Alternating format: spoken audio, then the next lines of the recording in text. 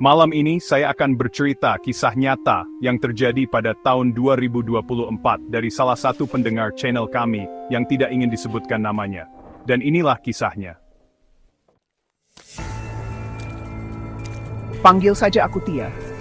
Aku seorang ibu berusia 27 tahun pada saat saya bercerita ini, dan memiliki seorang anak laki-laki yang saat ini berusia 2 tahun setengah. Sebagai seorang ibu muda, tentu aku mengalami banyak hal baru, terutama dalam memahami perkembangan anakku. Namun, ada satu hal yang membuatku bingung, bahkan sedikit takut. Anakku sering melihat sesuatu yang tidak bisa kulihat. Anakku masih berbicara dengan kata-kata yang belum sepenuhnya jelas, tapi ada satu kalimat yang sering ia ulangi dengan ekspresi serius di wajahnya. "Mama, ada hantu," katanya sambil menunjuk ke suatu arah. Kadang ke sudut ruangan, kadang ke pintu, bahkan kadang ke tempat yang menurutku benar-benar kosong. Awalnya, aku hanya menganggapnya sebagai imajinasi anak kecil. Mungkin ia terlalu banyak menonton kartun, atau sekadar meniru apa yang didengarnya dari orang lain.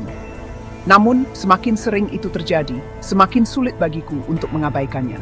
Kami tinggal di perumahan biasa, rumah tipe standar yang tidak memiliki riwayat aneh atau cerita mistis. Seharusnya, tidak ada alasan bagiku untuk takut. Namun, anakku sering sekali mengatakan bahwa ia melihat sosok nenek-nenek di dalam rumah, di ruang tamu, di dapur, bahkan di kamarnya sendiri. Aku selalu memastikan bahwa di rumah ini hanya ada kami, aku dan suamiku. Tidak ada orang tua atau kerabat yang tinggal bersama. Lalu, siapa nenek-nenek yang sering ia sebut? Aku mencoba berpikir logis. Mungkin ini hanya fase tumbuh kembang anakku, atau mungkin ia hanya mengarang cerita. Tapi tetap saja, ada perasaan tidak nyaman yang perlahan merayap setiap kali ia berbicara tentang sosok yang tidak bisa kulihat.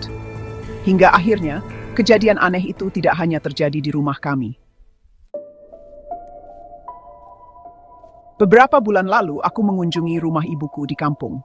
Rumah itu tidak terlalu besar, tapi cukup nyaman. Aku tumbuh di sana, dan tidak pernah mengalami hal-hal yang aneh atau menakutkan selama tinggal di sana. Saat kami baru saja tiba, anakku terlihat gelisah. Ia tidak langsung masuk ke dalam rumah seperti biasanya. Sebaliknya, ia berdiri di depan pintu dengan ekspresi aneh, seperti seseorang yang bingung atau takut.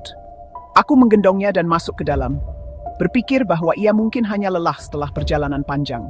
Namun, ketika aku hendak menaruhnya di kasur, ia langsung memegang bajuku erat-erat, matanya terpaku pada sudut ruangan. Tiba-tiba, dengan suara pelan namun jelas, ia berkata, "Mama, ada anak kecil." Aku menoleh ke arah yang ia tunjuk, tetapi tidak melihat siapapun di sana. Aku merasa merinding seketika. Tidak ingin membuat suasana semakin tegang, aku mencoba mengalihkan perhatiannya. Aku memberinya mainan, mencoba bercanda, bahkan mengajaknya berjalan-jalan ke halaman. Namun, setiap kali kami kembali ke dalam rumah, matanya selalu mencari sesuatu di sudut yang sama. Malam harinya, anakku sulit tidur. Ia terus menggeliat di tempat tidur, dan sesekali membuka matanya, menatap sesuatu di sisi lain ruangan. Aku bisa merasakan tubuhnya sedikit gemetar, seolah ada sesuatu yang benar-benar mengganggunya. Aku mulai bertanya-tanya, apakah ini hanya kebetulan? Atau dia bisa melihat sesuatu? Aku masih mencoba untuk tidak terlalu memikirkan kejadian di rumah ibuku. Aku terus meyakinkan diriku bahwa anakku hanya berimajinasi. Namun semakin hari, semakin sulit bagiku untuk mengabaikan semua yang ia katakan. Beberapa minggu setelah kepulangan kami dari kampung, aku dan suamiku memutuskan untuk mengajak anak kami staycation di sebuah hotel. Kami ingin bersantai, menikmati waktu bersama, dan memberikan pengalaman baru bagi anak kami. Hotel tempat kami menginap cukup mewah dan memiliki halaman luas dengan taman yang indah. Awalnya, anakku terlihat senang berlarian di taman, tertawa dan bermain dengan riangnya. Aku merasa lega melihatnya begitu bahagia. Namun, tiba-tiba ia berhenti. Ia berdiri diam, matanya terpaku ke satu titik di halaman yang agak gelap. Wajahnya berubah serius, lalu perlahan ia mengangkat tangannya, menunjuk sesuatu di kejauhan. Aku mendekatinya dan bertanya, meskipun aku sudah tahu jawaban yang akan keluar dari mulutnya. "Mama, hantu hitam besar." Aku merasakan darahku berdesir. Aku mencoba melihat ke arah yang ditunjuknya, tetapi seperti biasa, aku tidak melihat apapun. Namun perasaan tidak nyaman mulai menjalari tubuhku. Udara terasa lebih dingin, dan aku bisa merasakan bulu kudukku meremang. Aku memutuskan untuk segera mengajaknya kembali ke kamar. Aku tidak ingin mengambil risiko apapun itu. Aku tidak tahu apa yang ia lihat, tetapi aku tahu anakku tidak berbohong. Saat kami kembali ke kamar, aku melihatnya beberapa kali menoleh ke belakang, seolah masih mencari sesuatu. Aku hanya bisa berdoa dalam hati agar tidak ada yang mengikuti kami ke dalam kamar. Setelah kejadian di hotel, aku semakin sadar bahwa anakku benar-benar bisa melihat sesuatu yang tidak bisa kulihat. Aku tidak berani membahas ini dengan siapapun, bahkan dengan suamiku sendiri. Aku takut dianggap terlalu paranoid atau hanya membesar-besarkan sesuatu. Namun, kejadian berikutnya membuatku semakin yakin bahwa anakku memiliki kemampuan yang berbeda. Hari itu, aku mengajaknya pergi ke rumah seorang kerabat. Aku mengemudi sendirian dengan anakku duduk di kursi belakang, diam sambil melihat keluar jendela. Perjalanan berlangsung lancar sampai tiba-tiba, anakku mulai terlihat gelisah. Aku meliriknya melalui kaca spion dan melihatnya menoleh ke kanan dan ke kiri, seolah sedang mencari sesuatu. Beberapa menit kemudian, ia mulai meremas jari-jarinya dengan cemas. Aku tahu ada sesuatu yang tidak beres. Aku menghirup napas dalam dan bertanya, meskipun dalam hati aku sudah tahu jawabannya. Jantungku berdetak lebih cepat. Aku tetap fokus menyetir, tetapi bulu kudukku meremang. Aku tidak berani menoleh ke belakang, takut melihat sesuatu yang seharusnya tidak ada. Sepanjang perjalanan, anakku terus melihat ke samping dengan wajah tegang. Aku tidak tahu siapa atau apa yang ia lihat, tapi aku tidak ingin mengetahuinya. Setibanya di rumah kerabat, aku segera membuka pintu mobil dan menggendong anakku keluar. Saat aku menoleh sekilas ke kursi belakang, tentu saja itu kosong. Namun perasaan aneh masih menggelayut di dadaku. Siapa yang duduk di sana? Atau lebih tepatnya, apa? Setelah beberapa kejadian aneh yang dialami anakku, aku mulai lebih waspada. Aku berusaha untuk tidak menanggapi ketakutannya secara berlebihan. Tetapi di sisi lain, aku juga tidak bisa mengabaikan fakta bahwa ini terjadi hampir di mana saja. Suatu sore, aku mengajaknya bermain di taman dekat rumah. Aku berharap dengan bermain di luar, pikirannya bisa teralihkan dan ia bisa bersenang-senang seperti anak-anak lain. Awalnya, semuanya baik-baik saja.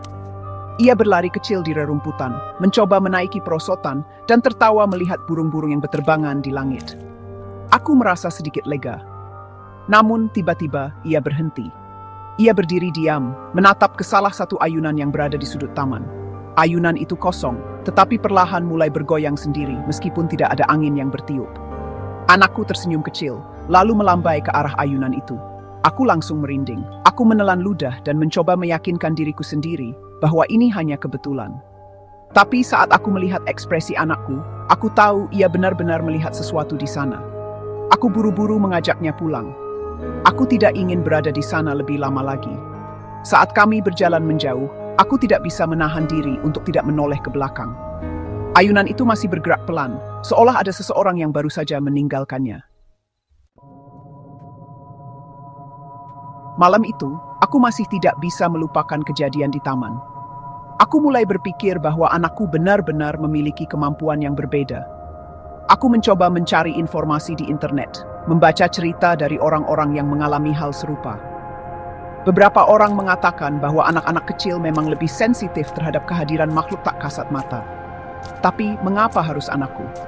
Aku mengawasi anakku yang sedang bermain di lantai dengan mainannya. Ia terlihat biasa saja, seolah tidak terganggu oleh apapun. Aku berharap aku bisa berpikir seperti itu, menganggap ini bukan hal yang besar dan menjalani hidup seperti biasa. Namun harapanku tidak bertahan lama. Malam itu, saat aku sedang menidurkan anakku, aku merasakan hawa dingin yang aneh di kamar. Aku tidak terlalu memikirkannya. Mungkin hanya karena cuaca malam itu lebih dingin dari biasanya. Aku membaringkan anakku di ranjang kecilnya, lalu duduk di tepi tempat tidur sambil mengawasinya. Tiba-tiba, ia membuka matanya. Ia tidak langsung melihat ke arahku. Sebaliknya, ia menatap lurus ke jendela kamar. Matanya melebar seolah melihat sesuatu yang mengerikan. Aku menoleh perlahan, tetapi tidak melihat apapun di sana. Jendela itu tertutup rapat, hanya ada kegelapan di luar. Aku kembali menatap anakku. Wajahnya terlihat pucat, bibirnya sedikit gemetar. Aku segera menarik selimut dan memeluknya erat. Aku tidak tahu apa yang ia lihat, tetapi aku bisa merasakan udara di kamar menjadi semakin berat. Aku mencoba mengalihkan pikiranku dan memejamkan mata. Namun, jauh di dalam hati, aku tahu sesuatu sedang mengawasi kami dari balik jendela. Setelah malam itu, aku mulai merasa bahwa ada sesuatu yang selalu mengikuti anakku. Bukan hanya karena ia sering melihat hal-hal aneh, tetapi juga karena aku sendiri mulai merasakan perubahan di sekitar kami. Di rumah, aku sering mendengar suara-suara kecil yang tidak bisa aku jelaskan. Suara langkah kaki di lantai kayu saat aku tahu tidak ada orang yang berjalan. Bisikan pelan saat aku sendirian di kamar. Bahkan, kadang-kadang aku merasa ada yang mengawasi dari sudut ruangan. Anakku tetap seperti biasa. Hanya saja setiap hari ia selalu menunjuk ke arah berbeda sambil mengatakan, "Mama, ada hantu." Aku mulai merasa lelah. Aku tidak bisa terus hidup dalam ketakutan. Aku mencoba membacakan doa sebelum tidur, menyalakan lampu kecil di kamar, dan memastikan anakku selalu berada di dekatku. Namun, semakin aku berusaha menghindari rasa takut, semakin nyata kehadiran mereka.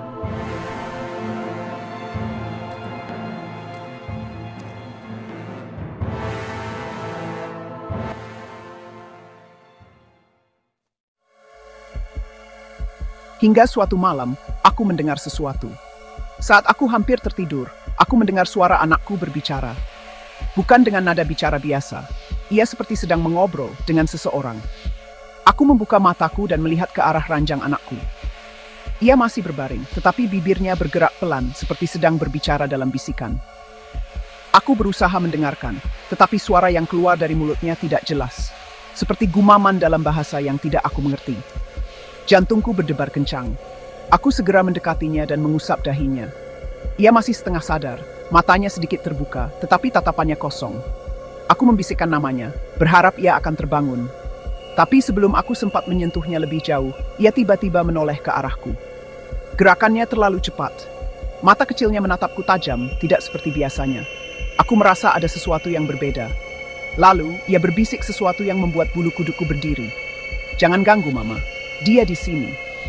Aku hampir menjerit. Aku menariknya ke dalam pelukanku dan mulai membaca doa berulang kali.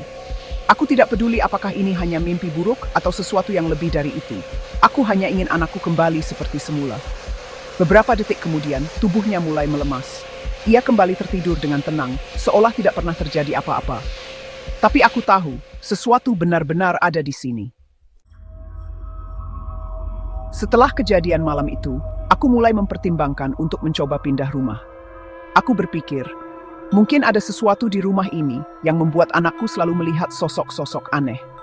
Aku membicarakannya dengan suamiku, dan akhirnya kami sepakat untuk mencoba pindah ke tempat kakak iparku. Sebuah rumah yang lebih kecil, tapi lebih nyaman dan dekat dengan keluarga. Aku berharap, dengan mencoba pindah ke rumah baru, semua kejadian aneh ini akan berakhir. Tapi aku salah. Malam pertama di rumah kakak iparku, aku sedang menyiapkan tempat tidur untuk anakku ketika ia tiba-tiba berdiri di tengah ruangan. Ia tidak berbicara, hanya berdiri diam, menatap ke arah lemari. Aku merasa jantungku mencelos. Perlahan, ia mengangkat jarinya dan menunjuk ke arah lemari itu. Aku berusaha tetap tenang dan berkata dalam hati bahwa ini hanya kebiasaan lamanya yang masih terbawa. Namun, saat aku hendak menutup lemari, aku mendengar sesuatu dari dalamnya. Sebuah suara napas. Pelan, tapi jelas. Aku menutup lemari dengan cepat dan menggendong anakku keluar kamar. Aku tidak ingin memikirkan apa yang ada di dalam sana. Yang aku tahu, ternyata pindah rumah tidak mengubah apapun. Aku mulai menerima kenyataan bahwa anakku memang bisa melihat sesuatu yang tidak bisa aku lihat. Aku sudah mencoba segala cara, membaca doa, menghindari tempat-tempat yang dianggap angker, bahkan pindah rumah. Tapi semua itu tidak ada gunanya.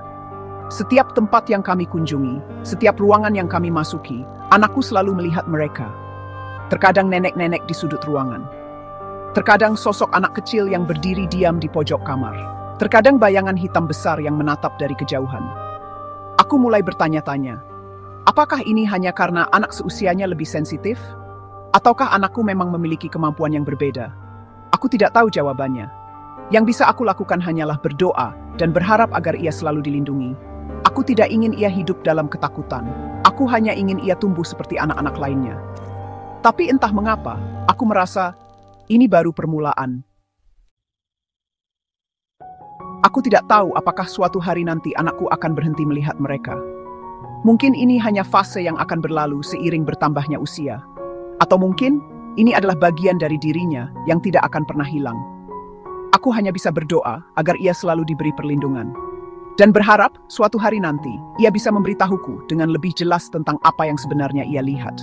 Karena aku tahu, apapun itu, mereka masih ada di sana, mengawasi, menunggu. Barusan adalah kisah nyata yang dialami oleh pendengar channel kami. Jika Anda memiliki pengalaman yang serupa, atau memiliki cerita lain, bisa langsung tulis di kolom komentar.